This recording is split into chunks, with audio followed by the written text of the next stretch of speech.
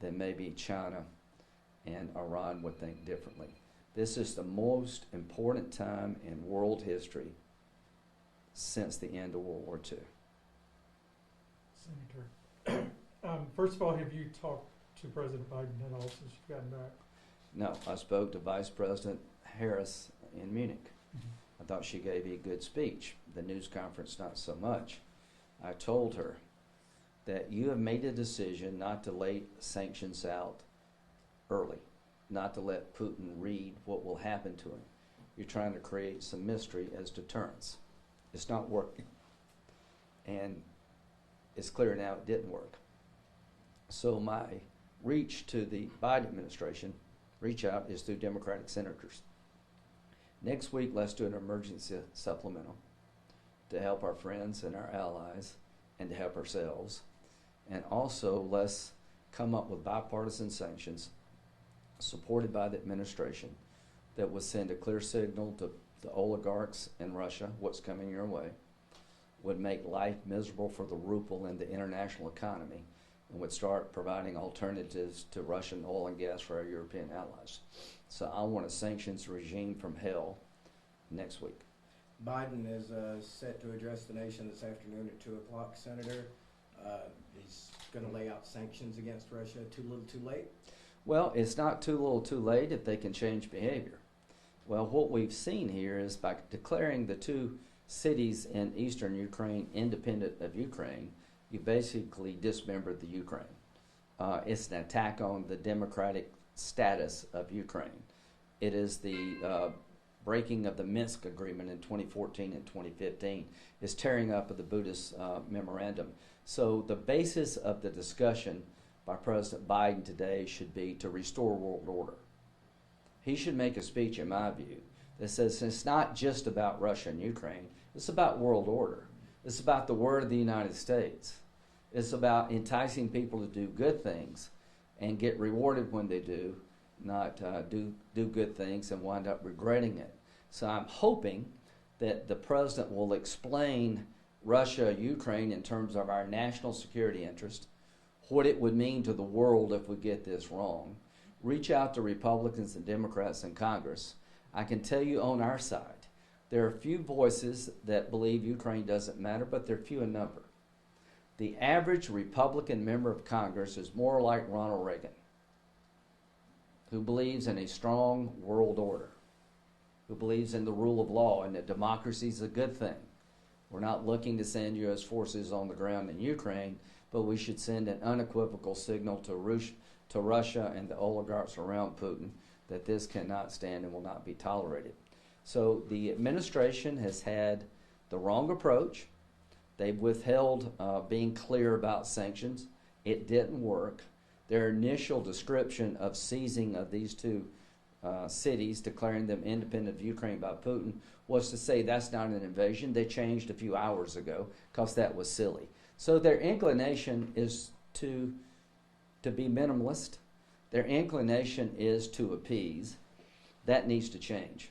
Mr. President, when you speak to the nation today at 2 o'clock, I promise you, my good friend John McCain, I can only imagine what he would be saying today. I promise you there are a bunch of Republicans that will stand firmly with you to push back against this outrage by Putin and to reset the world order. I also promise you if you try to soft sell this and you don't push back hard, that the Republican Party will be an alternative to what you're suggesting. Any comments on Special Counsel John Durham's recent court filing that... people made predictions about the Mueller report that were not true. What I read in the Durham filings were disturbing, but I'm going to wait to read it for myself. Senator Graham, just follow up with that supplemental situation. You're talking about a task force. Is there a price tag associated with this at this point when it comes to aid as well? That's a good question. So, number one, the developing world, in terms of vaccination, we need to help them with the COVID.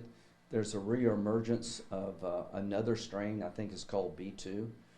The WHO briefed us about that today. There's another strain that's kind of a one-off of Omicron, more contagious, not more lethal, but the chance of this thing coming back again is going up. So I think we need to do some things in the developing world to help us with future COVID problems. Let's take an opportunity now to do some things that make the world a safer and better place. I'm hoping we'll do something on the border. But the task force to me is very important. I want the oligarchs to understand what's coming their way, the price that you're going to pay. I literally want to work with the British government and the German government to have a sort of united front, because a lot of these assets are in London, they're in Berlin, they're in New York. And these assets have been generated by an association with Putin to the detriment of the Russian people and world stability. That's one thing that I think is very bipartisan.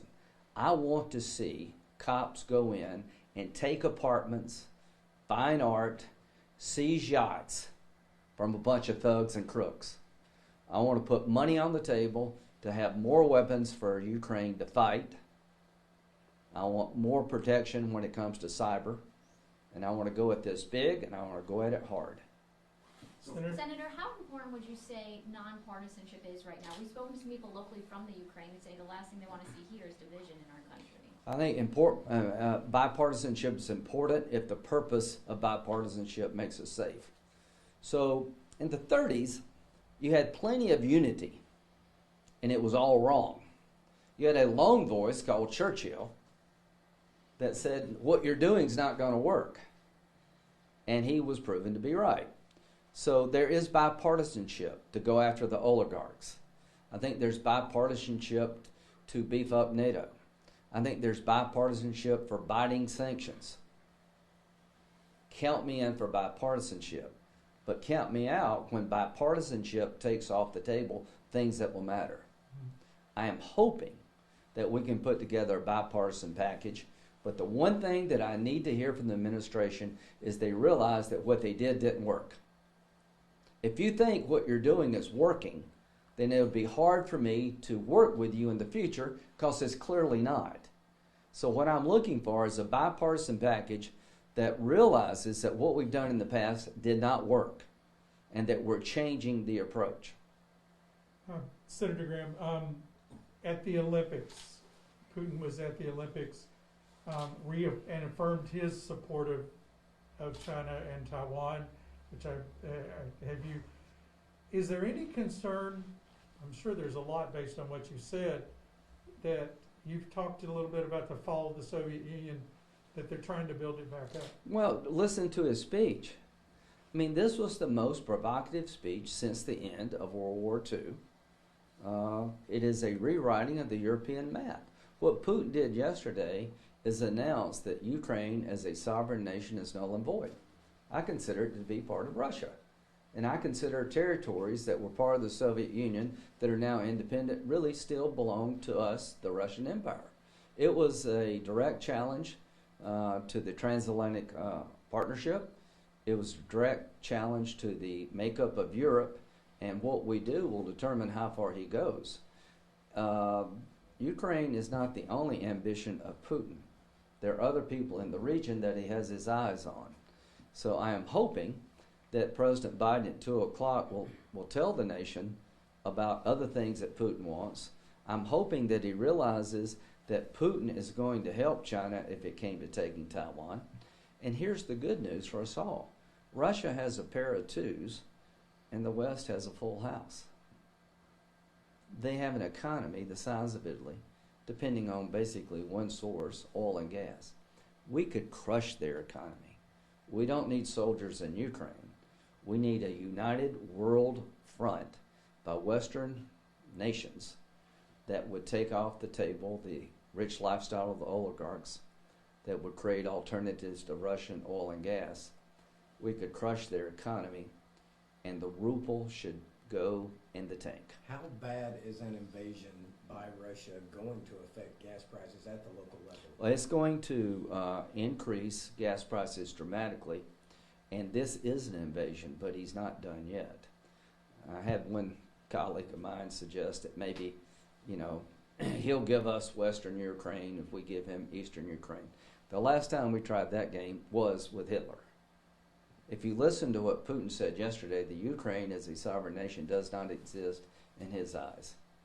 So the disruption to the oil and gas markets will be severe. I would expect that oil prices per barrel will be pushing $100 north of that because supply has been interrupted.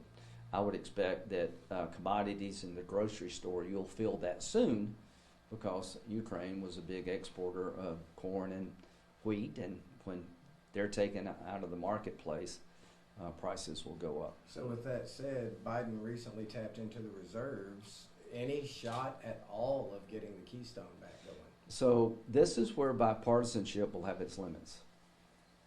The Democratic Party is going to fight my efforts, Senator Rubio and others, to restart the Keystone Pipeline. I want votes on whether or not we should open up the Keystone Pipeline. I want to open up areas of the United States been taken off the map for oil and gas exploration. I believe in a lower carbon economy over time, but we have a national security crisis on our hands. In 2018, we were energy independent, now we're dependent. We're more dependent on oil and gas from Russia than any time in recent memory. Let's change that equation. If you really want to hurt Putin, create oil and gas options for the Europeans and try to march toward a lower carbon economy all at the same time.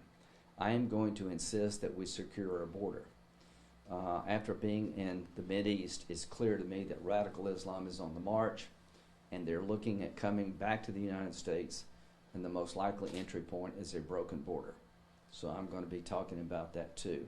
Now, whether or not the Democratic Party and President Biden can adjust their energy policies, I don't know. Whether or not they're going to take border security more seriously, I don't know. But if they don't, I will.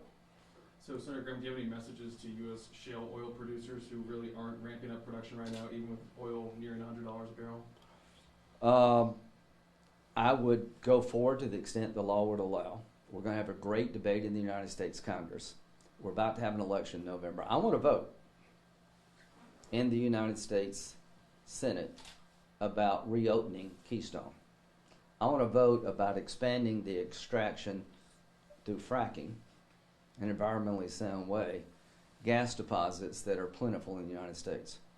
We could send to Europe liquefied natural gas to make up for a lot of what they will lose if they shut down the pipelines coming out of Russia.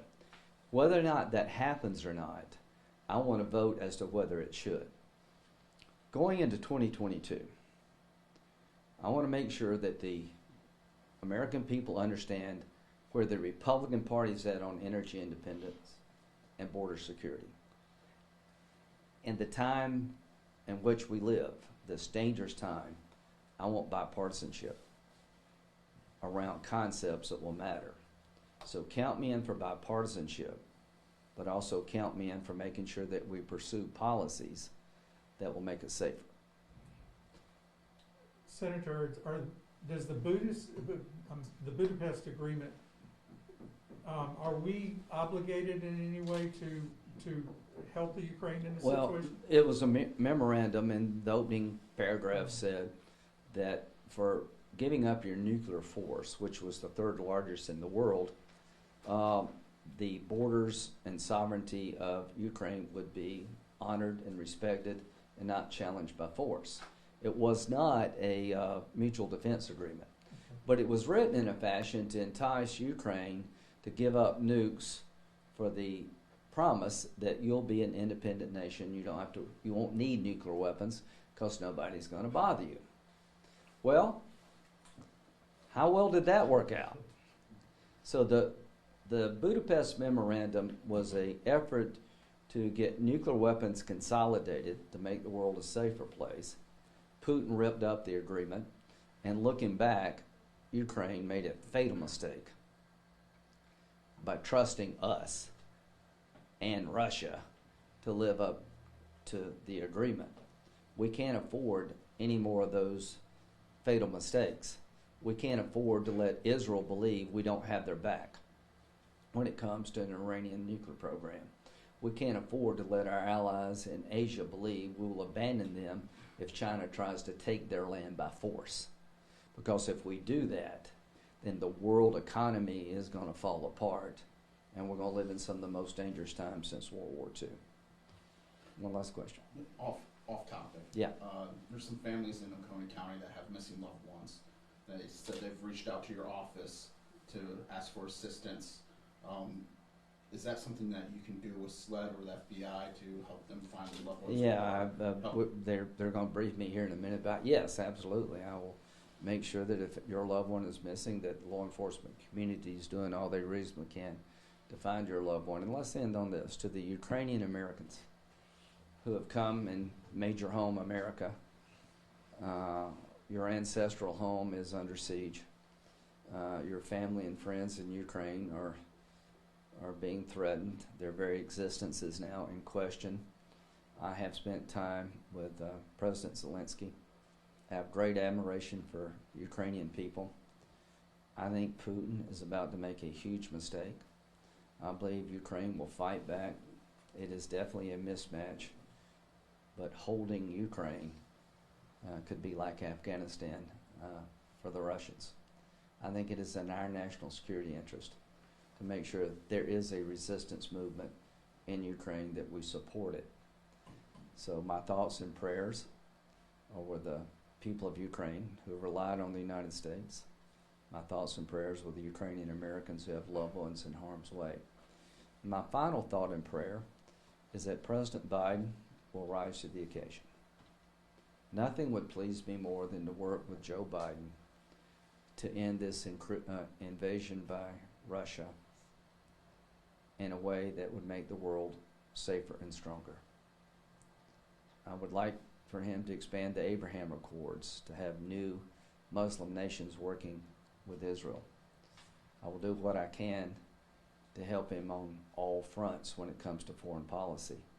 So, Mr. President, you have a chance to reset the world and your own administration after Afghanistan.